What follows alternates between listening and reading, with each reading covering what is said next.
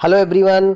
लेखपाल 2022 के practice series में आपका स्वागत है। ग्रामीण विकास की प्रैक्टिस सीरीज चल रही है और ये सेट नंबर 19 है, 19 है। तो चलिए देखते हैं पहला क्वेश्चन क्या कह रहा है कि किस व्यवस्था में भूमि पर ग्राम समुदाय का संयुक्त स्वामित्व होता है।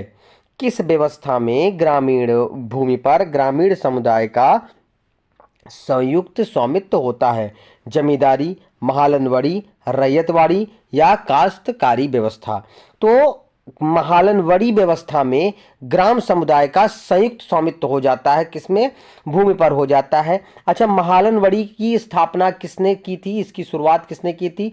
इसको हार्ट मैकेंजी ने किया था। रैयतवाड़ी व्यवस्था आपने सुना होगा, ये टॉमस मुनरो ने किया था, टॉमस मुनरो ने।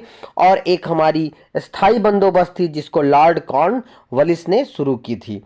तो महालनवड़ी जो व्यवस्था थी ये उत्तर प्रदेश, मध्य प्रदेश और पंजाब के क्षेत्रों में लागू हुई थी। ये भी बात याद रखने योग्य है कि महालनवड़ी किन क्षेत्रों में लागू हुई थी। तो उत्तर प्रदेश एग्जामिनेशन की दृष्टि से यह महत्वपूर्ण है कि उत्तर प्रदेश में कौन सी व्यवस्था लागू थी, तो ये भी ध्यान रखना है। चलिए आगे चलते हैं। क्वेश्चन नंबर दूसरा क्या कह रहा है? लक्षित सार्वजनिक वितरण प्रणाली में गरीबी रेखा के नीचे आने वाले परिवारों के निर्धारण का मानक क्या है? वार्षिक आय 15,000 से कम हो, वार्षिक आय 10,000 से कम हो, वार्षिक आय 5,000 से कम हो या वार्षिक आय का पता नहीं। तो लक्षित सार्वजनिक वितरण प्रणाली में गरीबी रेखा से नीचे आने वाले परिवारों का मतलब ये होता निर्धारण मानक है जो 15,000 से कम वार्षिक आय वाले हैं, उन्हें जो है इस प्रणाली के तहत गरीबी रेखा से नीचे माना जाता है। चलिए आगे चलते हैं। क्वेश्चन नंबर तीसरा देख लीजिए क्या कह रहा है। कह रहा भारत में स्थित किस शहर को विश्व का सबसे पुराना शहर माना जाता है? कुशीनगर, वाराणसी, आगरा एवं सारनाथ। तो बनारस जो है वो भारत का ही नहीं विश्व का भी सबसे पुराना शहर है और ये सांस्कृतिक एवं धार्मिक केंद्र भी रहा है। ठीक है, ये भारत का सांस्कृतिक और धार्मिक केंद्र भी रहा है, ये भी बात ध्यान रखने योग्य है। तो इसका ऑप्शन नंबर बी सही हो जाएगा। चलिए थोड़ा क्वेश्चन नंबर 4 देखिएगा। उत्तर प्रदेश का उत्तर से दक्षिण तक कितना विस्तार है? ये भी कई बार हमने पढ़ चुके हैं। उत्तर से दक्षिण, इधर से इधर, ये वाली जो डिस्टेंस है ये 240 किलोमीटर है, भी लास्ट टेस्ट में ही पढ़ा था। और पूरब पश्चिम जो है वो 650 किलोमीटर है। दोनों ध्यान रखने योग्य है कि उत्तर दक्षिण में ये 240 है और पूरब पश्चिम में ये 650 किलोमीटर है। ठीक है, चलिए आगे चलते हैं। क्वेश्चन नंबर 5 देखिएगा। क्वेश्चन नंबर 5 क्या कह रहा है कि संसार में किस फसल का उत्पादन एवं तथा क्षेत्रफल सर्वाधिक है? गेहूं का, धान का, आलू का या मक्का का? तो संसार में अगर सबसे अधिक किसी फसल का उत्पादन क्षेत्र है तो वो किसका है? धान का है। अच्छा, धान उत्पादन में अगर धान उत्पादन एक प्रमुख फसल है, आपको पता है चावल के उत्पादन में चीन पहले नंबर पर और भारत जो है वो दूसरे नंबर पर आता है। ठीक है, तो इसका ऑप्शन नंबर क्या सही हो जाएगा? बी सही हो जाएगा। चलिए, इंडियन सोसाइटी ऑफ एग्रोनॉमी की स्थापना कब की गई थी? इंडियन सोसाइटी ऑफ एग्रोनॉमी की स्थापना कब की गई थी? 1908 में, 1948 में, 1951 में या 1955 में? तो agronomy Indian society of agronomy की स्थापना 1955 में की गई थी। इंडियन सोसाइटी ऑफ एग्रोनॉमी की स्थापना कब की गई थी? 1955 में की गई थी। चलिए आगे चलते हैं। नेशनल शुगर इंस्टीट्यूट कहाँ स्थित है? नेशनल शुगर इंस्टीट्यूट कहाँ स्थित है? लखनऊ में, कोयम्बटूर में, कानपुर में या मेरठ में? तो नेशनल शुगर इंस्टीट्यूट जो है वो आपका कानपुर में स्थित है। नेशनल शुगर इंस्टीट्यूट कानपुर में स्थित है। चलिए आगे चलते हैं। अच्छा, गन्ना का अगर पूछा जाए तो गन्ना कोयम्बटूर में है। ठीक है, चलिए आगे चलिए। क्वेश्चन नंबर 8 क्या कह रहा है कि केंद्रीय धान अनुसंधान संस्थान कहाँ स्थित है? कटक में, राजमुंदरी में, शिमला में या पश्चिम बंगाल में? तो केंद्रीय धान अनुसंधान संस्थान जो है वो आपका कटक में स्थित है। तो इसका ऑप्शन नंबर जो है आपका ए सही हो जाएगा। चलिए क्वेश्चन नंबर 9 पे देखते हैं। NAFED संबंधित है। NAFED FED संबंधित है। ये पशुपालन से संबंधित है, ईंधन संरक्षण से संबंधित है, कृषि उत्पादों के विपणन से संबंधित है, या कृषि संयंत्र से संबंधित है। जो नेफेड है, नेफेड जो है वो बहुराष्ट्रीय सहकारी सोसाइटी अधिनियम के अंतर्गत एक पंजीकृत संस्थान है जो गांधी जयंती के अवसर पर 1958 में शुरू की गई थी।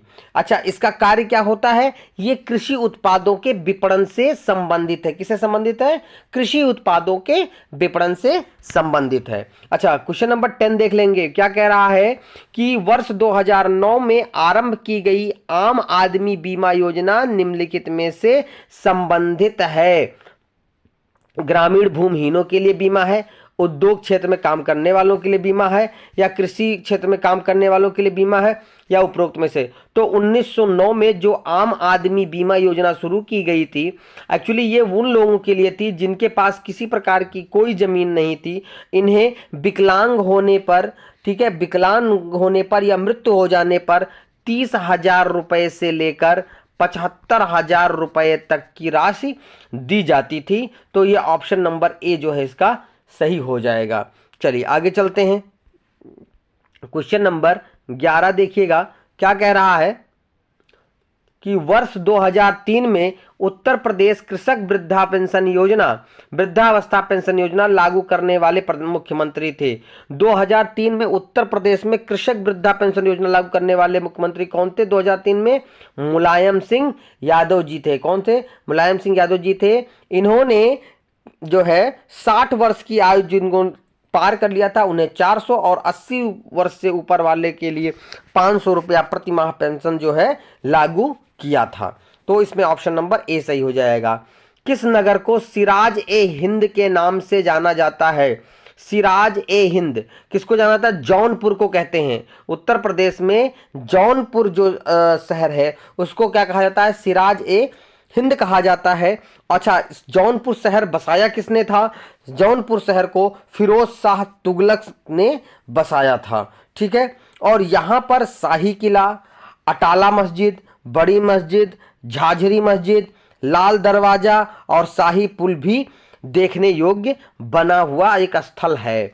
ठीक है, तो ध्यान रखना है कि जौनपुर जो है उसको सिराज ए हिंद के नाम से जाना जाता है और फिरोज शाह तुगलक ने इसकी क्या की थी? स्थापना की थी। चलिए देखिएगा 13 नंबर को। सूफी निजामुद्दीन औलिया थे बदायूं के, मेरठ के, आगरा के या सामूगढ़ के? तो जो निजामुद्दीन औलिया थे वो बदायूं के थे। कहाँ के थे? बदायूं के थे। तो जो निजामुद्दीन औलिया थे वो बदायूं जिले से संबंधित थे। चलिए आगे चलते हैं। क्वेश्चन नंबर 14 देखिएगा। निम्नलिखित में से कौन सा दर्शनीय स्थल अयोध्या में स्थित है? सरयू घाट, तुलसी चौरा, मणि पर्वत या ये सभी? तो सरयू घाट तो ही है, अयोध्या बसा ही सरयू घाट के किनारे है। तुलसी चौरा भी एक स्थान वहां पे है और मणि पर्वत भी वहां पे है। तो इसका ऑप्शन नंबर आपका क्या हो जाएगा? ये सभी सही हो जाएगा। ठीक है, तो ये ध्यान रखने वाली बात है कि ये जो सारे स्थल है वो वहीं पर स्थित हैं। चलिए नेक्स्ट चलते हैं। क्वेश्चन नंबर 15 देखिएगा। उत्तर प्रदेश में सरकी शैली का विकास किस वंश के शासनकाल में हुआ? सरकी शैली का, सरकी, लोधी, तुगलक या इनमें से कोई नहीं? तो सरकी शैली का विकास किसके शासनकाल में हुआ था? सरकी वंश के शासनकाल में हुआ था। तो सरकी शैली का विकास जो है वो सरकी वंश के शासनकाल में हुआ था। अच्छा, सरकी वंश की स्थापना किसने की थी? ख्वाजा ए जहां ने किया था। एक मलिक था जिन्होंने, ख्वाजा ए जहां, जिसने इसकी स्थापना की थी। ठीक है, तो इसका जो ऑप्शन क्या हो जाएगा कि सरकी शैली के लिए सरकी वंश। तो चलिए आगे चलते हैं। 16 नंबर देख लीजिए। उत्तर प्रदेश के किस जनपद में सर्वाधिक मेले लगते हैं? हमीरपुर में, झांसी में, कानपुर में या मथुरा में? तो सबसे ज्यादा मेला कहाँ लगता है? मथुरा में लगता है। मथुरा में देखिए, मथुरा में बहुत सारे मेले लगते हैं। अच्छा, कुछ मेलों पे भी चर्चा कर लेते हैं कि बताते हैं कि उत्तर प्रदेश में हर साल 2000 से भी अधिक मेले आयोजित किए जाते हैं। उत्तर प्रदेश में जैसे एक नौचंदी मेला आपने सुना होगा, वो मेरठ में लगता है। शाकुंभरी मेला जो है वो सहारनपुर में लगता है। कुंभ मेला जो है वो प्रयागराज में लगता है। देवा शरीफ का मेला जो है वो बाराबंकी में लगता है। सोरो मेला जो है वो कासगंज में लगता है। और बटेश्वर मेला जो है वो आगरा में लगता है। तो इतने मेलों को भी याद रखना है, परीक्षा की दृष्टि से सब महत्वपूर्ण है। ठीक है, आगे चलते हैं। क्वेश्चन नंबर 17 देखिएगा, क्या कह रहा है कि कार्तिक एक लोक नृत्य है। बुंदेलखंड का, अवध का, पूर्वांचल का या रुहेलखंड का। तो जो कार्तिक है वो बुंदेलखंड का एक लोक नृत्य है। कहाँ का? बुंदेलखंड का एक लोक नृत्य है। चलिए आगे चलते हैं कि राज्य में कृषि जोत का औसत आकार कितना है।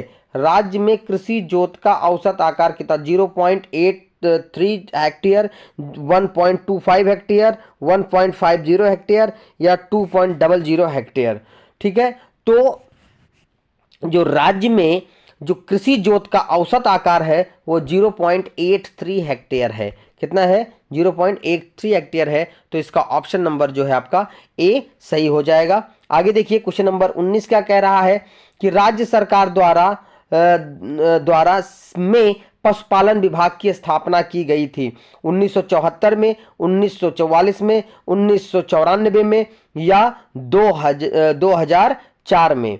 तो राज्य सरकार के द्वारा 1944 में पशुपालन विभाग की स्थापना की गई थी। तो पशुपालन विभाग की स्थापना कब की गई थी? 1944 में, उत्तर प्रदेश सरकार के द्वारा। चलिए आगे चलिए, क्वेश्चन नंबर 20 पर चलते हैं। क्या कह रहा है? सिराजी और बसरा किसकी उत्तम प्रजातियां हैं?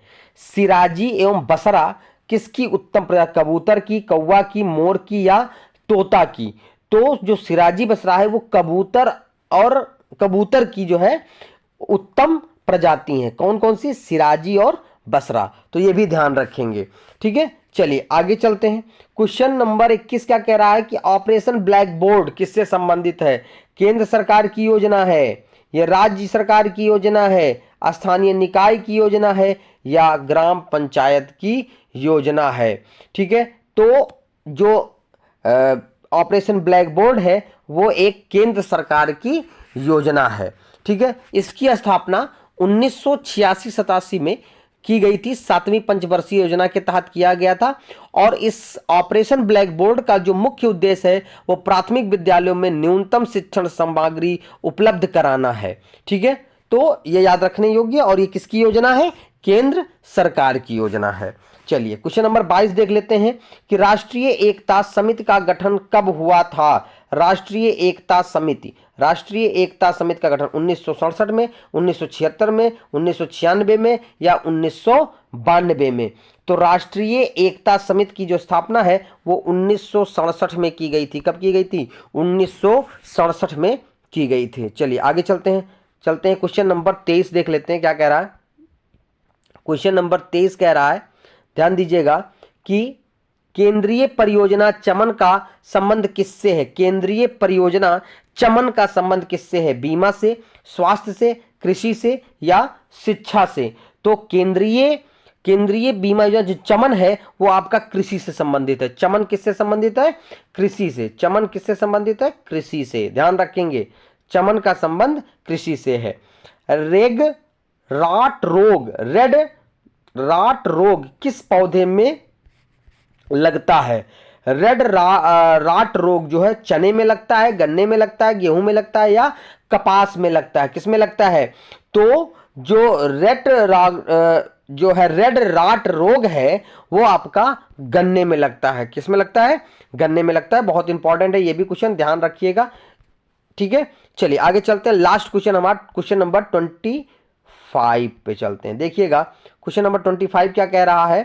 कह रहा है कि झूला नृत्य ब्रज क्षेत्र में किस माह में किया जाने वाला लोक नृत्य है? झूला नृत्य, वैसे झूला तो सावन में लगता है, सावन, फागुन, चैत या उपरोक्त में से कोई नहीं। तो जो झूला नृत्य है वो कब लगाया जाता है? श्रावण महीने में। तो झूला नृत्य जो है वो ब्रज क्षेत्र का नृत्य है, इसका आयोजन श्रावण मास में किया जाता है। ठीक है, और ये जो समय होता है ये मंदिरों में भी झूले लगाए जाते हैं और बड़े उल्लास से एज ए फेस्टिवल इसको मनाया जाता है। ठीक है, तो ये हमारे 25 क्वेश्चन थे। अगर हमारा कंटेंट आपको अच्छा लग रहा है तो प्लीज इसको लाइक, सब्सक्राइब एंड शेयर जरूर करें अपने मित्रों में। हम कंटेंट्स और बेटर बनाने की कोशिश कर रहे हैं। ठीक है, तब फिर नए कंटेंट के साथ फिर हाजिर होंगे। तब तक के लिए जय हिंद, जय भारत।